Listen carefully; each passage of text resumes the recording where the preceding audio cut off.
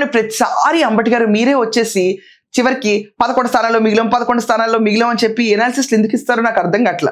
11 ఉంది అక్కడ. పుండు మీద కారం చల్లినట్టు సొంత పార్టీలో ఉండి ఆఖరికి బ్యారిగేట్లు ఎత్తి ఒకే ఒక్క తోడు మీరు ఆ పార్టీలో ఉండి ప్రతిసారి 11 పుండు మీద కారం ఆల్రెడీ గవర్నమెంట్ లో రూలింగ్ లో ఉన్న వాళ్ళందరూ అది వేస్తానే ఉన్నారు మీ పైన. 11లో కూర్చోబెట్టాం ఇంకా నేర్చుకోరా అని చెప్పి 11 కేవలం 11 ఎందుకు వెళ్ళంత ఎంఫసిస్? మీరు చాలు నిజంగా ఈ పార్టీని మళ్ళీ ఓడగొట్టడానికి, ఇంకెవరు అక్కర్లా.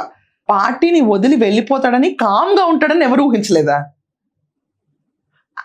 అంటే నిజంగా నాకు అర్థం కదా, పార్టీని వదిలేస్తాడని ఎవరు ఊహించలేదు, అక్కడ దాకా బానే ఉంది.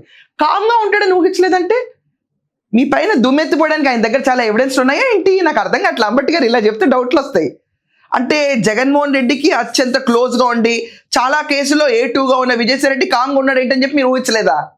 ఎలా తీసుకోవాలి ఈ మాటని?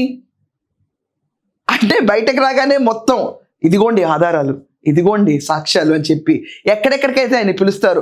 ఇప్పుడు ఎలాగైతే రాజ్ రెడ్డి పేరు ఆయన బద్దలు కొట్టాడు లిక్కర్ కేసులో, ఇలాగే చాలా ఆధారాలు తీసుకెళ్లి మిగతా చోట్ల బద్దలు కొడతాడని చెప్పి ఊహించారా? ఇంత కామ్గా ఉన్నాడేంటి విజయసాయి రెడ్డి బయటకు వచ్చినా కూడా మన పైన ఆల్రెడీ గుంటలు తవ్వేయాలి కదా ఎగ్జాక్ట్లీ. ఎందుకంటే మనం ఇన్ని గుంటలు తవ్వి పెట్టుకున్నాం రాష్ట్రం అంతా, స్కాములు ఇవన్నీ దెబ్బకి తవ్వేస్తాడు అని చెప్పి నిజంగా ఆలోచించండి ఎవరన్నా.